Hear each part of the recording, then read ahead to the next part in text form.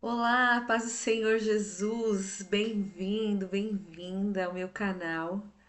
Então, para você que não me conhece, eu sou a pastora Renata e é um prazer ter você aqui comigo, tá bom? Compartilhando desses momentos na presença do nosso eterno Deus.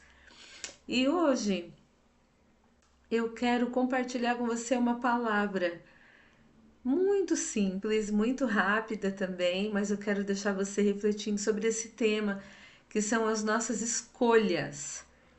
Mas antes da gente começar esse vídeo, eu queria te pedir a gentileza de se inscrever no meu canal e acessar aí o sininho das notificações para você receber mais conteúdos do meu canal, tá bom? E vai ser uma grande alegria ter você aqui comigo. E aí, como eu falei, tema do nosso bate-papo de hoje é sobre escolhas, sobre as nossas escolhas. Então, eu queria ler com você rapidamente dois textos da Palavra de Deus. Um que está no livro de Atos, capítulo 2, versículo 17, que diz assim: E acontecerá que nos últimos dias derramarei do meu espírito sobre toda a carne. Os vossos filhos e as vossas filhas profetizarão, e os vossos velhos terão sonhos. Uau, que promessa maravilhosa, né, da parte do nosso Deus. E o segundo texto que eu quero ler com você está em 2 Timóteo 3, versículo 1, que diz assim: Saiba disso, nos últimos dias sobrevirão tempos terríveis. E é isso que eu quero falar com você e conversar com você. A gente está falando aqui de dois textos que falam dos últimos dias. Então, Pedro está ali logo após eles serem batizados em Pentecostes, né, batizados com o Espírito Santo, e as pessoas que observaram ali, né, esse acontecido, achando que aqueles homens estavam embriagados, e Pedro, gente, acorda, como é que a gente está embriagado 9 horas da manhã? O que está acontecendo aqui é o cumprimento, né, daquilo que foi profetizado pelo profeta Joel. E aí, para gente que tem a Bíblia, tá em Joel 2, do 28 ao 31. O que está acontecendo é o que foi profetizado pelo profeta Joel. E aí, Pedro, ele fala, né, essa profecia que nos últimos dias o Senhor derramaria do Espírito dele sobre toda a carne.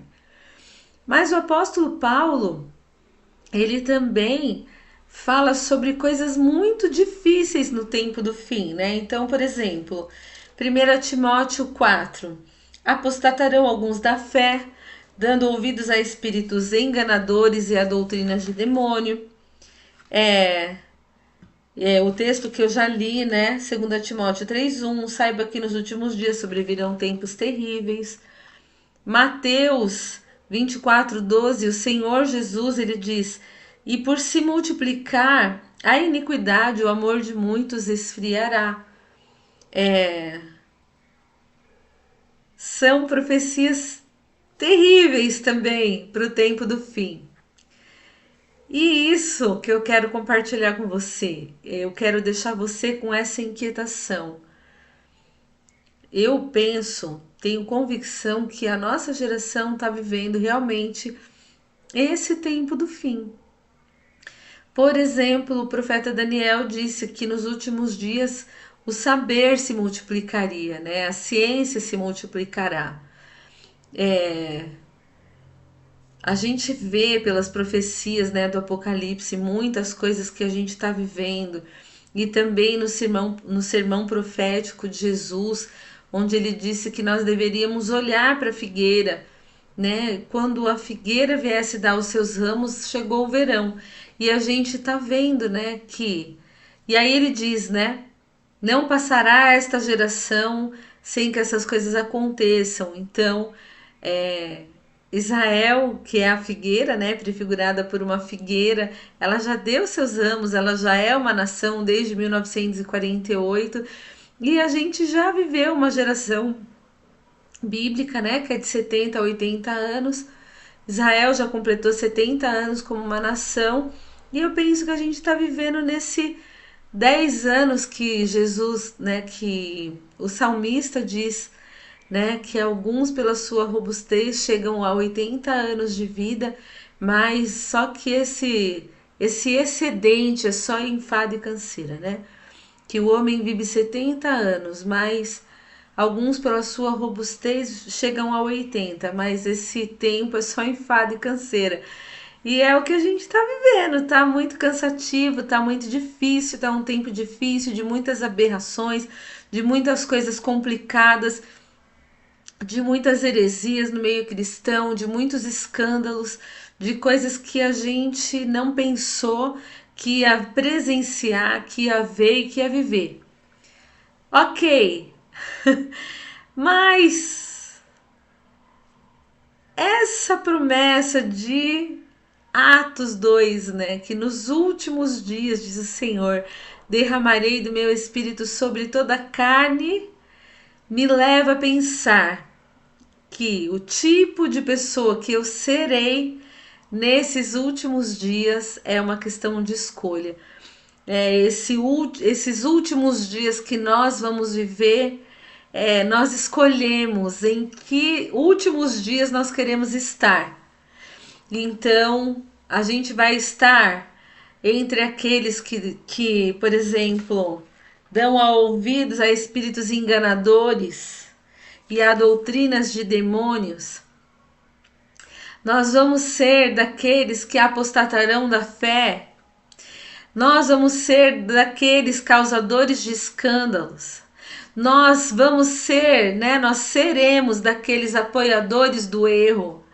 Nós seremos daqueles que vamos justificar os que se dizem crentes e vivem uma vida devassa. Nós seremos daqueles que vamos lutar por uma vanglória para edificar um reino na terra, ou nós seremos avivalistas da última hora, né? Aqueles que guardam a palavra da verdade, aqueles que amam o Senhor com inteireza de coração, aqueles que conservam uma fé viva e verdadeira. Qual é a nossa escolha?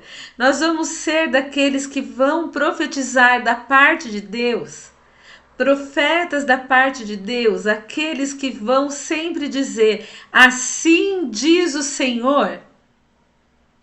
Então nós vamos ser daqueles que falsificam a palavra da verdade para torná-la mais agradável, mais palatável, mais condizente com as mentiras e as falcatruas dessa era.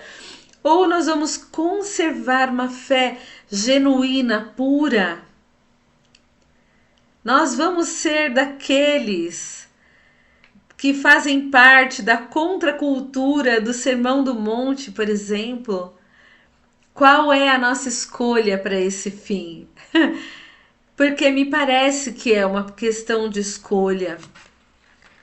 Nós vamos ser daqueles que continuam obedecendo à verdade das Escrituras, porque eu estou lendo um livro que é de um autor brasileiro da área da libertação, que é o Cote. E vou te mostrar aqui, né, se te interessar. Esse aqui, Pastoreamento Inteligente, o padrão do aconselhamento na libertação. Então tá aqui, tô dando crédito, né, pro Cote Marcos de Souza Borges, que é conhecido como Cote, e eu tô amando, recomendo.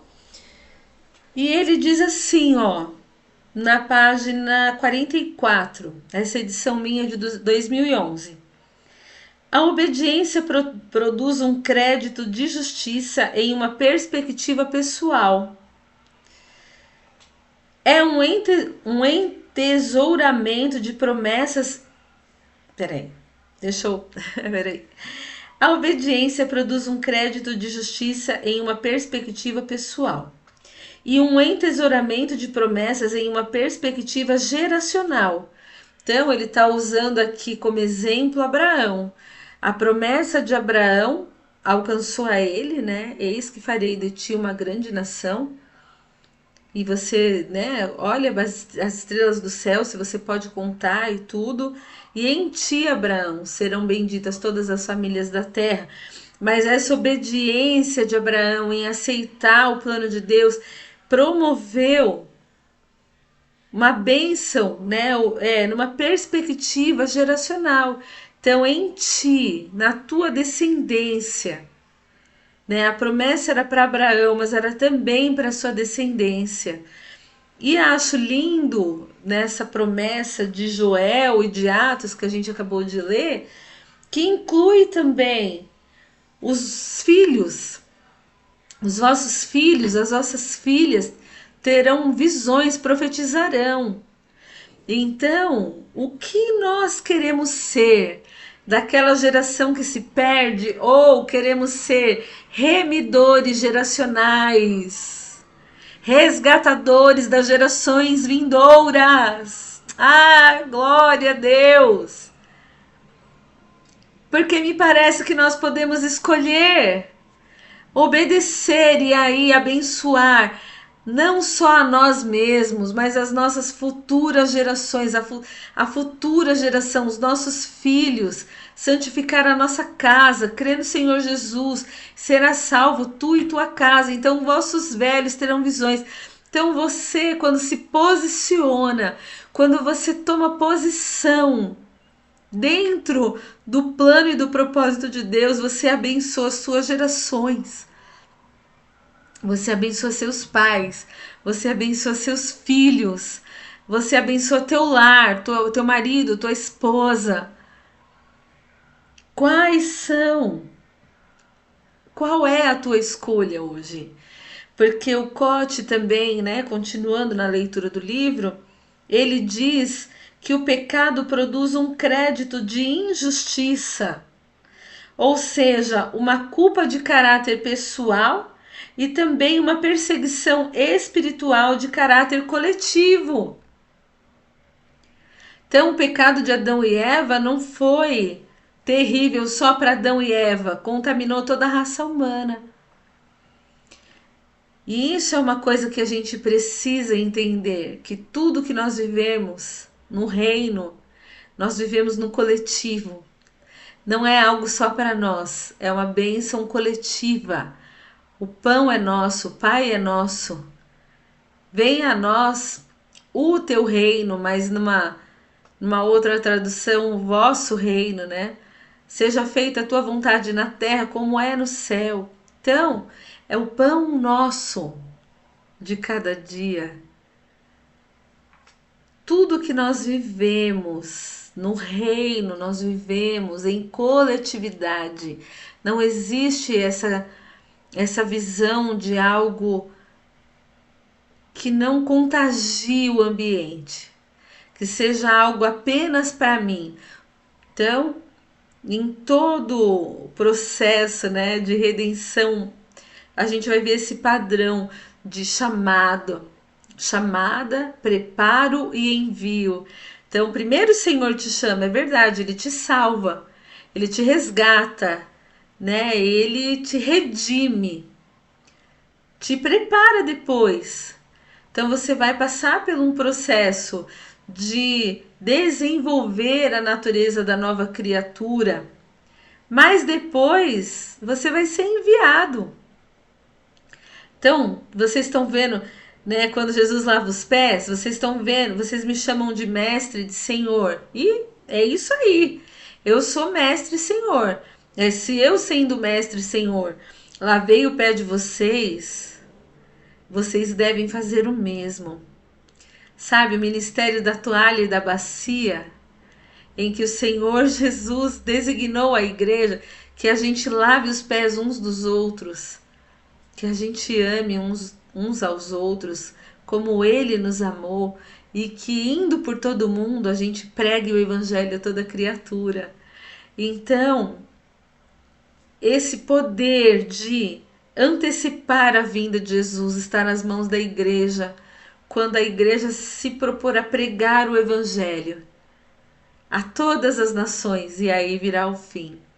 Então, hoje, o que eu quero te dizer é: Você pode ser cheio do Espírito Santo, você pode viver uma vida abençoada, você pode viver uma vida plena nessa existência, mesmo com tudo que está acontecendo, porque há uma promessa ao remanescente fiel de que seria guardado, de que seria preservado nesses últimos dias, de que seria abençoado. Então 1.000 cairão ao meu lado, 10.000 à minha direita, mas eu não sou atingido. Então 1.000 cairão ao teu lado, 10.000 à tua direita, mas tu não serás atingido. Somente com os teus olhos olharás e verás a recompensa dos ímpios. Essa é uma das promessas do Senhor para nós. Então o Senhor diz lá em Apocalipse 3:8, a carta a Filadélfia: conheço as tuas obras. Eis que diante de ti pus uma porta aberta, e que ninguém poderá fechar, porque tendo pouca força, guardaste a minha palavra e não negaste o meu nome. Marcos 13:3, aquele, porém, que perseverar até o fim será salvo. Então nós temos promessas da parte do Senhor, de que Ele guardará o remanescente fiel, de que Ele abençoará esse remanescente fiel.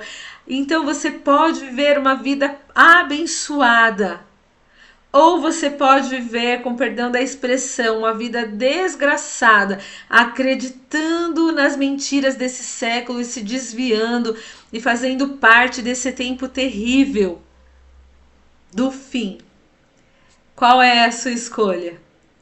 Então eu quero deixar você com essa reflexão e que você seja abençoado. E eu oro em nome de Jesus para que o Senhor nos ajude a escolher bem, a escolher corretamente e fazermos a vontade dele em todo tempo, até o fim, perseverando até o fim, para que sejamos salvos, arrebatados com ele nos ares. Em nome de Jesus, receba a tua bênção, a tua vitória, o teu renovo nessa tarde. E compartilhe esse vídeo com 3 amigos. Em nome de Jesus. Amém. Beijo, fica com Deus. Tchau.